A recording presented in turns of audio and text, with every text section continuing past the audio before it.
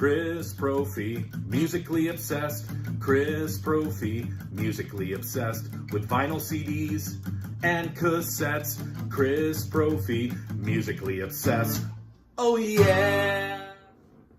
Alright, so today I want to showcase the record collection that I have from iconic Canadian singer-songwriter Joni Mitchell.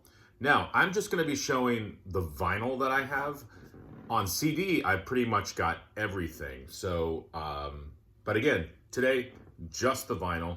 So let's start off with this box set that came out a while back. This is Joni's first 4 albums, starting with 1968's Song to a Seagull.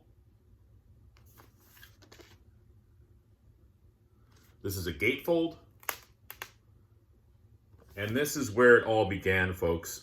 Very, very folky Joni Mitchell, sparse arrangements, but you get that beautiful voice of hers. And you can already hear the genius that was Joni Mitchell, even from this first album. One of my favorite songs on this album, well, 2 of them, Michael from Mountains and The Dawn Treader. Such great songs. And each album, Joni Mitchell was one of those artists that each album sounded a little different. She kept expanding her sound, and by the end, it was like miles from where she began, in a good way. Next up was Clouds, with the iconic title track that so many people have covered. But this also has Chelsea Morning, which was a hit for her as well. And you get just some more of that folky balladry that Joni Mitchell was so good at. This also has Both Sides Now on it. So by the second album, Chelsea Morning, Clouds, Both Sides Now, she was already writing standards that other people would cover. Sound changing with every album. Her third album, Ladies of the Canyon. I've always loved that cover art. Kind of psychedelic in a way. This had Morning Morgantown. Ladies of the Canyon, of course. I love the song Willie. Rainy Night House. Big Yellow Taxi was on here. Woodstock was on here. The Circle Game. So it ends with those 3 tunes. Big Yellow Taxi, Woodstock, The Circle Game, classics. And then a watershed moment for her. Many people cite this as her best album, Blue. And I can't argue with that. This is one of my favorites. Has some of my favorite Joni Mitchell tunes on it. River, Tearjerker, A Case of You, one of the greatest love songs ever written. And The Last Time I Saw Richard. If you own one Joni Mitchell album, this is probably the one to have. All right. And then the next 4 albums come from the next Joni Mitchell box set that I have. The Asylum albums, 1972 through 1975. These are great box sets. So you have For the Roses. How do you follow Blue? Well, you follow it with this record. Is this as good as Blue? No, but it's a great album. This is a gatefold with some interesting pictures. I think that's Joni in her birthday suit. But again, another great album. I love Cold Blue Steel and Sweet Fire. For the Roses is great. The single on here, You Turn Me On, I'm a Radio. Just a great album. Coming up, another one of her iconic albums, and probably one that you should own if you're getting into Joni Mitchell, Courton Spark. I love the textured cover on this. The title track, Help Me, was a hit. Free Man in Paris, a hit. Raised on Robbery is such a cool tune.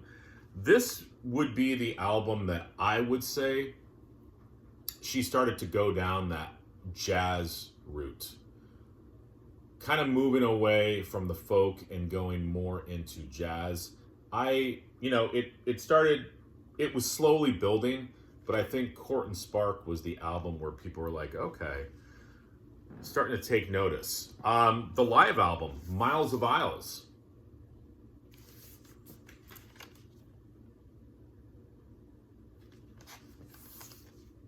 Where she bangs through a lot of her hits.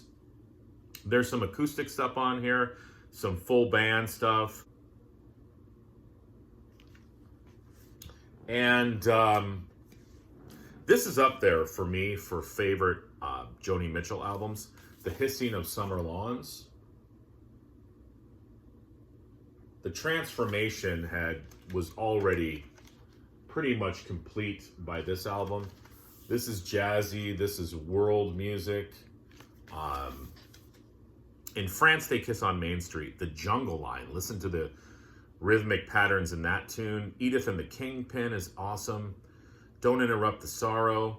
The title track, Shadows and Light. Just an amazing soundscape. This album is killer. The Hissing of Summer Lawns. I believe that this is Prince's favorite Joni Mitchell record.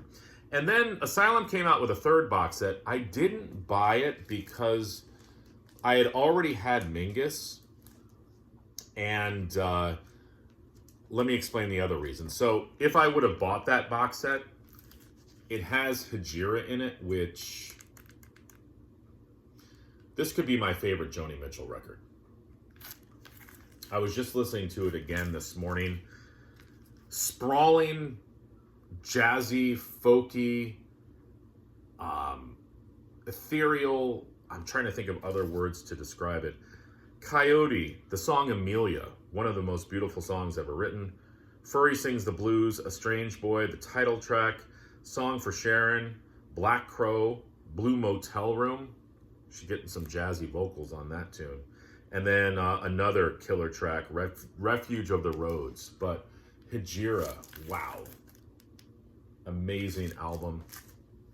This is the other reason I didn't buy the latest box set, because this is the original cover of Don Juan's Reckless Daughter. But on the box set, they redid the cover. I'm like, I am not buying a reimagined cover. I want the original cover. So I went out and seeked out the original cover for Don Juan's Reckless Daughter.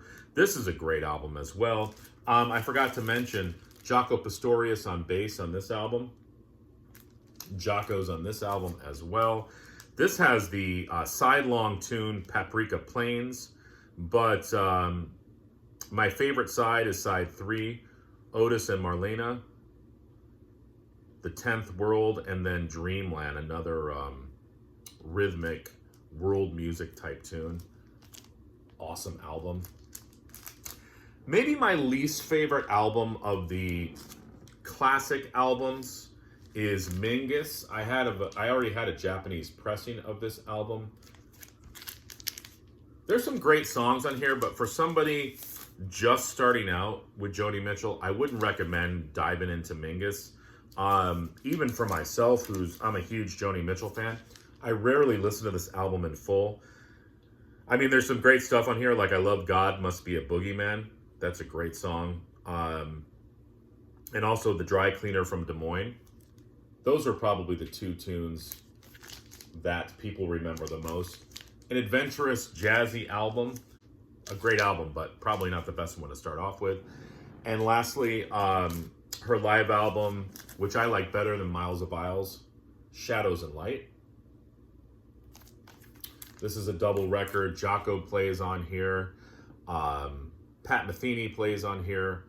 It's jazzy, it's jazz fusion, it's folk, it's a little bit of everything. And the live versions, she adds some different arrangements, so it's not like, oh, I've heard that song before. It's just the live version of the studio version. No, she adds some different stuff, which makes it interesting. And I'm looking forward to the next Asylum box set that will come out that'll showcase her early 80s albums. You know, the two box sets that I have, they did an amazing job with the the sound and the reproduction of the jacket. So looking forward to that. What's your Joni Mitchell go-to album? Let me know in the comments below. All right, bye.